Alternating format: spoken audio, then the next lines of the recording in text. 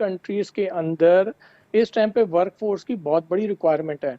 हमारा ऑलमोस्ट तकरीबन 26 से 27 लाख जो पाकिस्तानी हैं वो सऊदी अरेबिया में काम कर रहे हैं। सबसे पहले हमें ये कॉन्सेप्ट क्लियर करने की ज़रूरत है कि ब्रेन ड्रेन है क्या? ब्रेन ड्रेन कभी भी स्किल, सेमी स्किल और अनस्किल लोगों पे नहीं इम्प्लीमेंट होता। ब्रेन ड्रेन हमेशा प्रोफेशनल और हाईली क्वालिफाइड जो लोग होते हैं उनके ऊपर इम्प्लीमेंट होता है, जो कि हमारे 2022 के अंदर हमारे जो डॉक्टर्स हैं पाकिस्तान से 2450 डॉक्टर्स गए हैं और 2023 के अभी ये 4 महीनों के अंदर 970 डॉक्टर पाकिस्तान से बाहर एम्प्लॉयमेंट पे गए हैं। जो हमारे इंजीनियर्स हैं वो तकरीबन 6000 के करीब पाकिस्तान से बाहर गए हैं 2022 में और अब तक 4 महीनों में 2650 गए हैं। ये चीज़ें देखें, ये जो ब्रेन ड्रेन्स का कॉन्सेप्ट है ये डॉक्टर्स, इंजीनियर्स, पैरामेडिकल स्टाफ और हाईली क्वालिफाइड जो लोग हैं, जो टीचर्स हैं, डॉक्टर्स हैं, उनके ऊपर ये इम्प्लीमेंट होता है। कभी भी प्लीज़ ये स्किल्स और अनस्किल और सेमी स्किल पे ये इम्प्लीमेंट ना किया करें ब्रेन ड्रेन, क्योंकि देखें किसी भी मुल्क की तरक्की, कामयाबी, बजट वो 3 चीज़ों पे बन रही है, जिसके अंदर रेमिटेंसेस है, एफडीआई है और आपका एक्सपोर्ट्स है। एक्सपोर्ट हमारी इस टाइम पे पाकिस्तान की डाउन है, एफडीआई हमारा 98% कम हुआ है और हमारे पर रेमिटेंसेस ही वाइस सोर्सेज है जो कि हम जनरेट कर सकते हैं अगर हम पाकिस्तान से बाहर लोगों को भेजें। 8,34,000 वर्क फोर्स हमारी 2022 में पाकिस्तान से बाहर गई है, जिसके अंदर तकरीबन ऑलमोस्ट 6.5 से पौने 7 लाख जो गल्फ स्टेट्स में गई हैं, उसमें 97-98% हमारे अनस्किल और स्किल लेबर है। आप ये वो चीज़ अभी देखें, हाईलाइट वो चीज़ करें कि ब्रेन ड्रेन को मैं इस चीज़ को ये समझता हूँ कि अगर पाकिस्तान के अंदर अपॉर्चुनिटी नहीं होगी तो जो भी अपॉर्चुनिटीज़ बाहर मिलेंगी वहाँ पे लोग जाएंगे।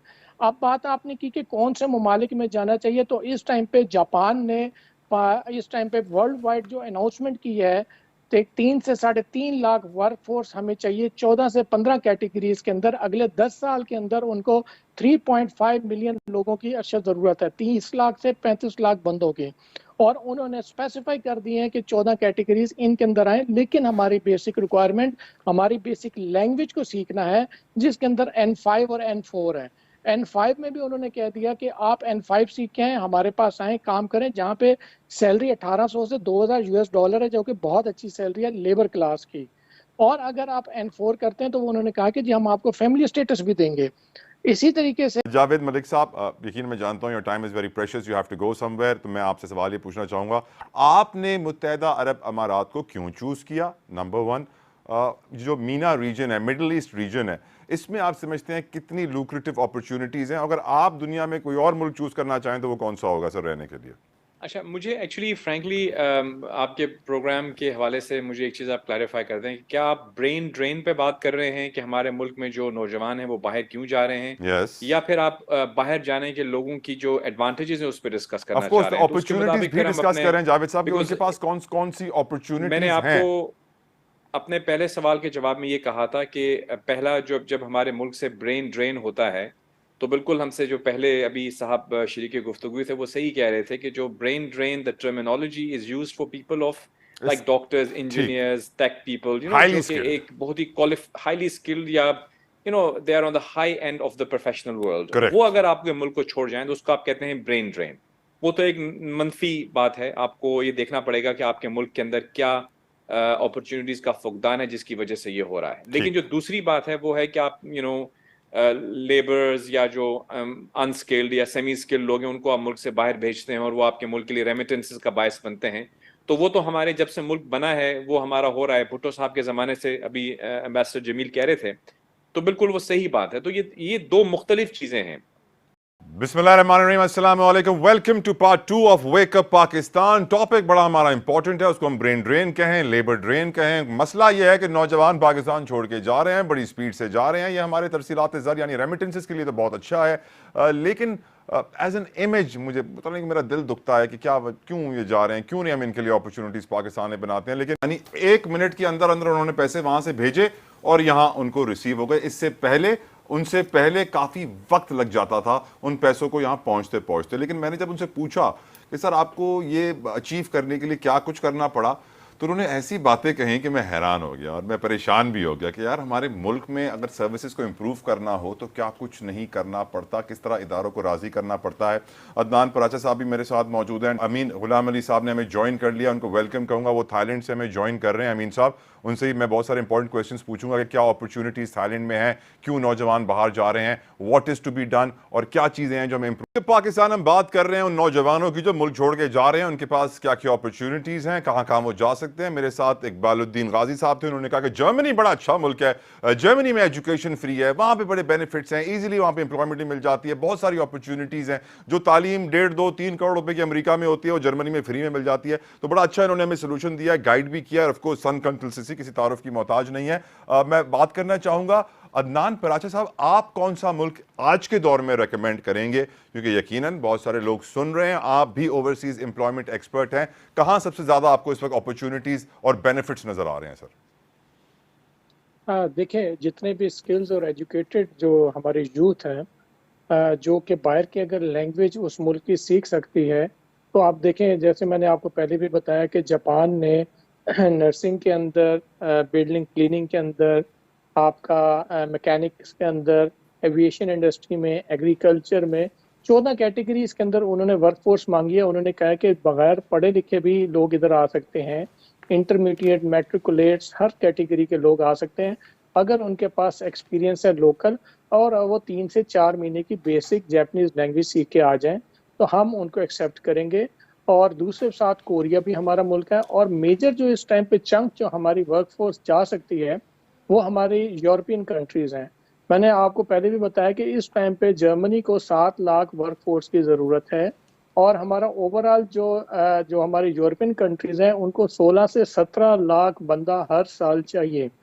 अगर हम 16 से 17 लाख के अंदर अपना प्रोपोर्शन पाकिस्तान का ले पाएँ, तो मैं और हमारी अपनी खारजा पॉलिसीज़ को ठीक कर लें, और हम बाहर के ममालिक के साथ, उन ममालिक के साथ एमओयू साइन कर लें, तो मैं ये समझता हूँ कि ये जो हमारी और हमारी जो हमारी इधर जो पाकिस्तान की जो यूथ है उसके अंदर हम अवेयरनेस पैदा करें। एक सेमिनार्स और एडवर्टीजमेंट, मीडिया इसके अंदर बहुत अच्छा एक्टिव रोल प्ले कर सकता है। अगर वो चीज़ करें तो मैं ये समझता हूँ कि ये जो हमारे जो अनएम्प्लॉयड लोग हैं, जैसे कि अभी एप्टमा ने भी रिपोर्ट दिया कि हमारा तकरीबन 50 से 60 लाख लोग अनएम्प्लॉयड हो गया है, इंडस्ट्री की एक्सपोर्ट की इफेक्ट जो हुआ है।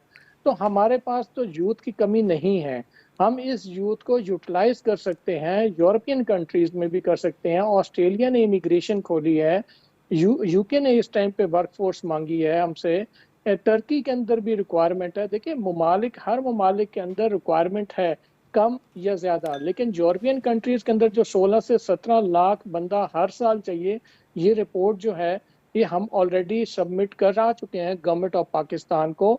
और स्पेशली देखें, 2 फील्ड्स बहुत अच्छी हैं, एक आईटी की फील्ड बहुत अच्छी है और एक नर्सिंग की। देखें, एक यूनाइटेड नेशन का जो सर्वे है इकोनॉमिक अफेयर्स का, उनके मुताबिक 16% जो हमारी जो एज है 65 और 65 प्लस, वो बढ़ जाएगी हमारे 2050 तक। तो हमारे जो हेल्थ केयर के डिपार्टमेंट है उसकी बहुत बड़ी रिक्वायरमेंट है। देखें, और उसके अलावा ये है कि हम 25,000 के करीब आईटी ग्रेजुएट्स पाकिस्तान से हर साल पे ग्रेजुएट्स हो रहे हैं। 25,000 में हमारी जो यूटिलाइजेशन पाकिस्तान में हो रही है वो तकरीबन 15,000 के करीब है। 10,000 के करीब हमारे जो आईटी एक्सपर्ट्स हैं वो भी अनएम्प्लॉयड हैं या बिल्कुल लोअर लेवल की सैलरीज पे काम करते हैं। मैं उस यूथ को पैगाम दूंगा कि इस टाइम पे बाहर के ममालिक जहाँ के लिए आप इंटरेस्टेड है, स्पेशली यूरोपियन कंट्रीज के लिए आप जाएं। यूरोपियन कंट्रीज के अंदर उनकी लोकल लैंग्वेज आपने सीखनी है। लोकल लैंग्वेज सीखना कोई बहुत हार्ड एंड फास्ट नहीं है। आजकल ऑनलाइन क्लासेस अवेलेबल हैं, मुख्तलिफ यूनिवर्सिटीज करा रही हैं, कॉलेजेस करा रही हैं, और उसकी सर्टिफिकेशन वहाँ की फिर एम्बेसी टेस्ट लेके वो पास करके आप पाकिस्तान से बाहर जा सकते हैं, रेमिटेंसेस को बढ़ा सकते हैं। और रेमिटेंसेस के अंदर जी देखें, ये बिल्कुल ठीक कहा गिलानी साहब ने कि आप जो ग्रे चैनल्स जो हैं, जो हवाला हुंडी है, उसको आप ख़त्म नहीं कर सकते, कम ज़रूर कर सकते हैं। बिल्कुल मैं इस चीज को एग्री भी करता हूं, और इसके अंदर भी बहुत से ऐसे लूप होल्स हैं जो हमारी वर्क फोर्स इस टाइम पे पाकिस्तान से बाहर जा रही है, हम उसको बाय थोड़ा सा उनको हम ऐसी फैसिलिटीज भी प्रोवाइड कर सकते हैं। बहुत सारी ऐसी फैसिलिटीज हैं जो प्रोवाइड कर सकते हैं, और हम उनको ऐसी स्कीम्स निकाल सकते हैं कि अगर आप अपनी सैलरी का 50 या 60% हर महीने पाकिस्तान में आप अपने रेमिटेंसेस भेजेंगे, और 1 साल के बाद जब आप पाकिस्तान अपनी वोकेशंस पे आएंगे तो आपको पॉइंट सिस्टम मिल जाएगा या इजी लोन्स मिल जाएंगे, या उसके बेसिस के ऊपर इजी लोन्स पे आप बाइक, मोटर बाइक, कार कुछ भी ले सकते हैं।